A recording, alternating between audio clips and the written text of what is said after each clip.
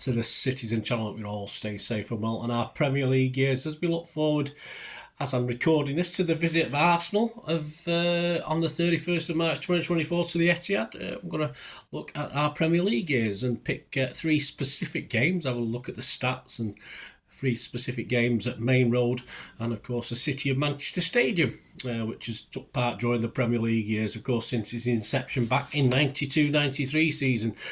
For a lot of people, when football began, of course, we've spent all but 5 seasons in the top division. Arsenal, of course, have been a Premiership or a Premier League outfit throughout that time, and we've met in 27 of the 32 Premier League seasons. So we'll have a look at our record against them, concentrating, of course, on our home record. That has improved vastly over recent years. It didn't start off very well, but we've caught up a little bit. So we'll have a look at that today. Please, if you are new to the channel, let us know your memories, of course, of any of these games we talk about today. I was at all 3 of these, so we can share thoughts anyway. Let's share your thoughts from any memories you've got. It'd be great to hear from you.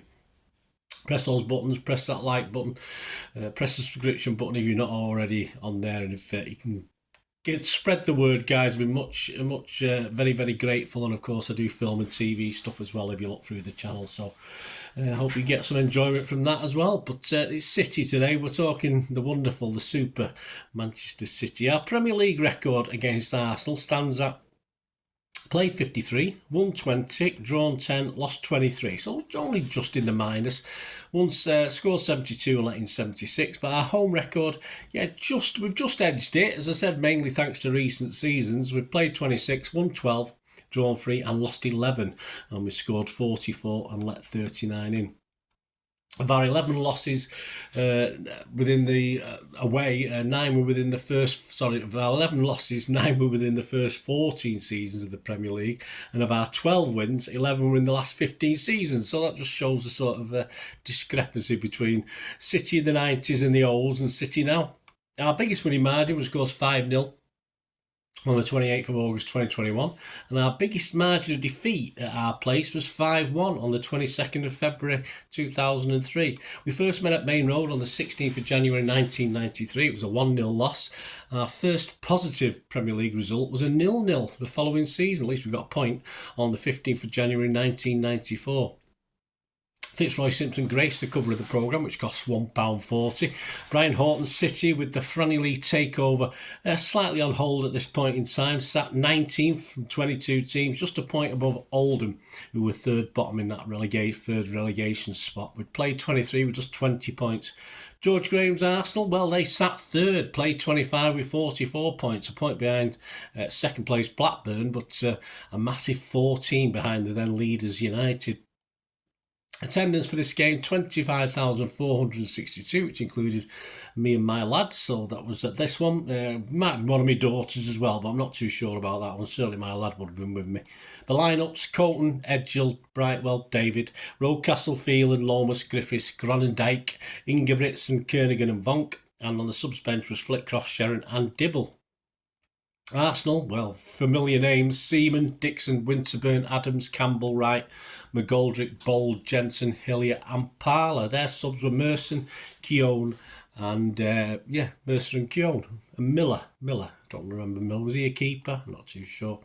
The headlines for the day: Horton happy to hold on, Mobile Rocastle rattles the Gunners, Close City nothing goes in, Snoreful Gunners. Boring. Arsenal put clamp on City. From the Manchester Evening News, Blues make scrape of it but lose points. Yes, and that was the headline for Paul Hince's piece in the Manchester Evening News. So we'll have a look at the report for that one. This is by Paul Hince, pictures by John Featherstone, but there's some pictures popping up on the screen. I don't know which ones there is and which ones aren't. Anyway, on to Paul Hince. Arsenal's manager George Graham was full of praise for the spirit and determination shown by the Main Road boys after a match far more entertaining than the scoreline suggests. Well, this was one occasion when Blues boss Brian Horton would surely have swapped a verbal pat on the back for 3 precious points. For as well as Horton's lads played against the meanest, best drilled team in the Premiership, the harsh fact remains that City have now won only one of their last 15 Premiership matches. But if the Blues maintain the drive and passion they displayed against the Gunners, The threat of relegation will soon be no more than an unpleasant fading memory, for at no stage on Saturday's gripping tussle did City play second fiddle to a highly disciplined Highbury side packed with seasoned internationals. The obvious threat from the Gunners' feared hitmen Ian Wright and Kevin Campbell never materialised, with Blues keeper Tony Creighton able to enjoy one of the quietest matches of the season.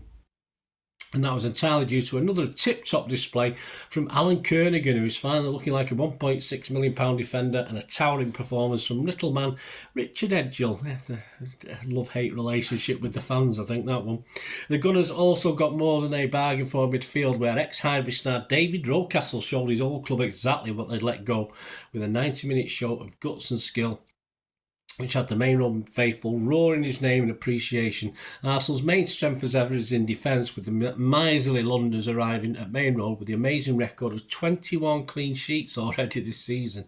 But for all their strength and experience, Gunner skipper Adams and his partner Steve Bold will be happy they don't run into Michel Vonk every Saturday.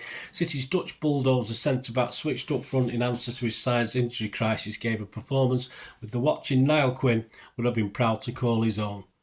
Beefcake Vonk won his aerial battle with bold hands down to nail a chance for Alphonse Grundijk, which was blasted inches wide, and another for nippy Carl Griffiths, which produced a world-class save from David Seaman. And it was Vonk himself who came closest to denting Arsenal's magnificent defensive record with a first-half snap volley at the far post.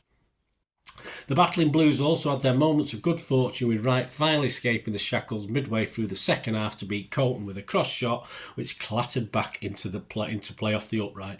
And the Gunners certainly felt hard done by when Ray Parler slotted the ball into the bottom corner on the hour, only for Wright to be adjudged offside. Well, there you go. Thoughts on the game? The form guide from Paul Hinds. Creighton got a 7. Edgehill got a 9.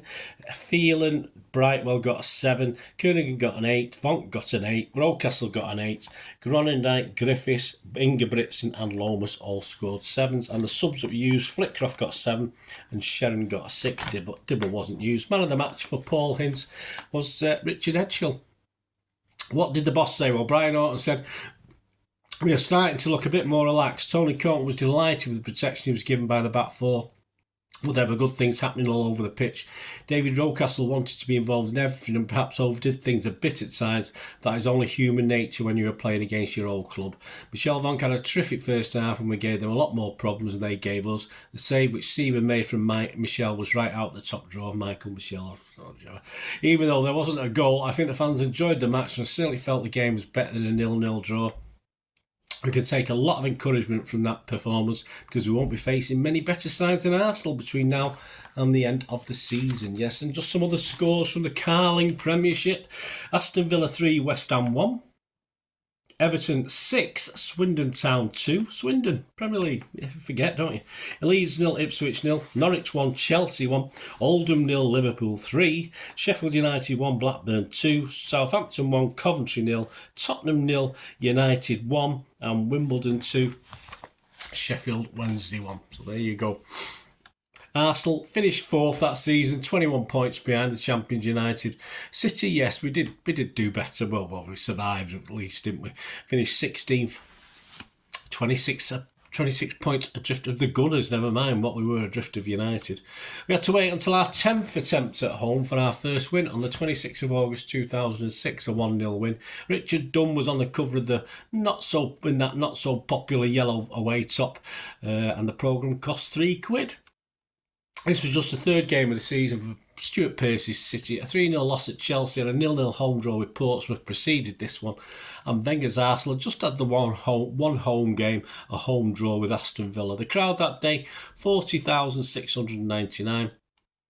City line-up: Weaver, Richards, Dunn, Distan, Jordan, Sinclair, Barton, Dabo, Vassell, Dickoff and Karadi. Our subs: Mills, Samaras, Miller, Hart and Ireland. Arsenal, Lemon in goal. Lehman, not Lemon, it was a lemon sometimes. Eboué, Toure, DeJouri, Hoyt, Hileb, Fabregas, Gilberto, Rosicky, Van Persie and Henry. And their subs: Adebayor, Walcott, Flamini, Alumni and Sigan. Over to the BBC match report for this one. The game had got off to a fractious start before settling down with both teams spurning good chances. Henry was unusually Arsenal's main culprit, with the French striker showing his trademark pace, predatory instinct but lacking in execution. He was clean through after latching onto Alexander Hleb's lofted ball after 14 minutes, only to see keeper Weaver save with his leg. Arsenal keeper Jens Lehmann gave his side a scare at the other end when his goal kick struck Carradi before rebounding back into his grateful arms. Barton's side footed agonisingly wide and Carradi saw a header save low down by a scrambling Lehmann then, as the home side threatened despite Arsenal's domination. The visitors have frequently been accused of failing to apply an end product to their play, and they showed why as the half wore on. Henry angled a drive wide, was twice let down by his poor touch in threatening positions, and saw another effort saved by Weaver as they strained to break the deadlock. Van Persie's snapshot beat Weaver but hit the post before Arsenal paid the price for their profligacy.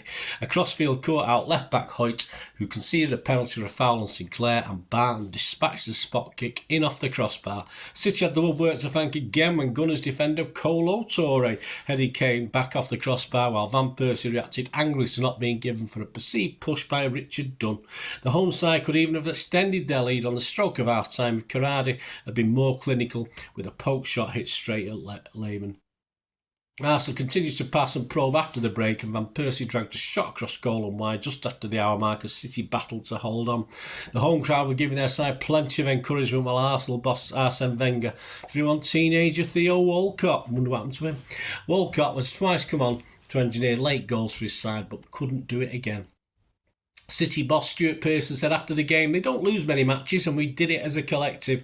When you beat Arsenal, you have to ride your luck a little bit, and I think we did that. I think after a tough couple of days, one or two people may have doubted us, but right through the front to the back of the team, I am very proud of them. Identical to that last season, that last game we talked about, they finished fourth again, Arsenal. Again, 21 points behind champions United. We were a little bit better. We finished 14th this time, 26 points behind Arsenal. Our final look at the game takes us to a 9-goal thriller. I remember coming home on the tram after this one. I don't think the tram had been around for long, but I just remember being totally infused after this game. I don't know why. I mean, probably more than the Adebayor game. Just this gave me a bit of a buzz. I think it gave a lot of City fans at the time a lot of buzz as well. And it was a sign of things to come, of course, in the league. And it will take us to that 9-goal thrill on the 14th of December 2013. And we helped ourselves to 6 in that 9-goal thriller with a 6-3 win, of course. Sami Nasri was punching the air on the cover of the programme. Again, priced £3. Wenger's Arsenal sat top at that stage, played 15 with 35 points. Pellegrini's City 6 points behind in fourth. It was to change, of course. Attendance 47,329. The City line-up there: Pantilimon in goal, Zabaleta, Clichy, Demichelis, Company, Fernandinho, Toure, Nasri, Silva, Aguero, Negredo. Subs: Navas, Milner, Garcia, Hart, Lescott, Dzeko and Kolarov. Arsenal's: Szczesny, Sagna, Mertesacker, Koscielny, Monreal, Flamini, Wilshere, Ozil, Walcott, Ramsey and Giroud. Their subs: Vermeulen, Gnabry, Bentner, Fabianski, Rosicky, Arteta, Santi Cazorla. I'll say all their subs. Over to King of the Kippax. I'd like to have a different slant on it. Paul Ince, we've had the BBC. Now we're over to the King of the Kippax and Steve Parrish's match report in their How Was It For You feature. This is King of the Kippax 211 from January 2014. Lose this and City will be 9 points behind Arsenal. Win it and we'll be installed as clear title favourites. Despite all the away failings, the midweek European games, Arsenal losing in Naples, City with his stupendous win at Munich perhaps gave City's confidence a boost as for once they meant business. City powered forward from the start, and it was the 7th minute before Arsenal managed an attack and nearly 10 minutes before Pantilimon touched the ball. From a corner, Demichelis headed across goal to Aguero, who volleyed home from an awkward height. City looked a threat on every attack, with Negredo, Nasri and Silva having shots that were off target. Then Yaya lost the ball in midfield, Arsenal broke, and even though the situation seemed to be retrieved, Walcott managed to knock the ball in, possibly via a slight deflection. Negredo went close, but Arsenal's tails were up now, only to flop down again when Yaya redeemed himself, getting zabbing behind the defence for Negredo to slot home for 2-1. Koscielny was injured and was stretchered off, and City reached half-time looking very comfortable, though not without some scares when Arsenal did manage to get near the City goal. Soon into the second half, Aguero was injured and limped ominously off, and even with a man short, Company went on a run through half a dozen defenders. When he finally lost it, Silva took a yellow card for stopping any quick Arsenal counter and to let Navas on. A misjudged pass by Ozil out to his own penalty area put Fernandinho clear, and he killed a shot wide of Szczesny to give the Blues a bit of daylight after 50 minutes. It blinded them a bit. Giroud missed 3 reasonable chances, and Arsenal had a penalty shout for a handball by Zabaleta. Referee Martin Atkinson was having none of that. But City backed off. Arsenal slow motion their way into the area, where a chip by Ramsey left Walcott clear to lob over Pantilimon in the 63rd minute. 3 minutes later, after a dozen passes, Navas got to the byline and crossed for Silva to restore the 2-goal cushion, prompting a brief, if nervous, chorus of "we'll score when we want." Even though City seemed sometimes to make the wrong decisions, the Arsenal defence was starting to look a little bit ragged. Navas got clear, he surely pushed an opponent to do it, but hit the side netting while Yaya shot wide after storming forward. Milner was on for Silva. Yaya was finding tons of space where Silva had been, and Fernandinho settled the game in the 88th minute after Arsenal again lost possession with a little dink over on-rushing defender and keeper. Pantilimon had made a great save, and Arsenal had 2 goals disallowed for offside, so it wasn't all one way. Mertesack's goal in added time looked a bit suspect for offside, but down at the other end, Milner was pulled down by Szczesny to give Yaya the chance to make it 6 at home again from the penalty spot. Yeah, I think we'd beaten Tottenham 6-0 a few games earlier, or some games earlier. It's a pity that's to make it to the editor's desk so quickly, as this was a match that could have filled several pages. Just arguing about City's man of the match, Fernandinho, after some premature early season criticism as he adjusted to the Premier League, took the official title as his first goals for City put the Blues looking rather classy against the league leaders. "We are top of the league" was a defiant cry from the away end. "Enjoy it while you can" was a brilliant message from the team. There you go, Steve Parish for King of the Kippax. Yes, we did switch position with Arsenal. We weren't top of the league for long, lads, were you? We finished top. Arsenal, guess what? Finished 4th. 17 points adrift of the glorious Blues. So a nice change round, wasn't it? There you go, guys. Let us know your memories. Thanks for joining me. Anything you can remember from these games? As I said, was you as euphoric as me after that 6-3? I think we just sensed something was going to happen that season. After that, it just seemed the world was our lobster, wasn't it? That's for sure. So let us know any memories, guys. It'd be great to hear from you. Till we meet again, that's one thing, don't I? Please stay safe, please. Come on, City. Bye for now.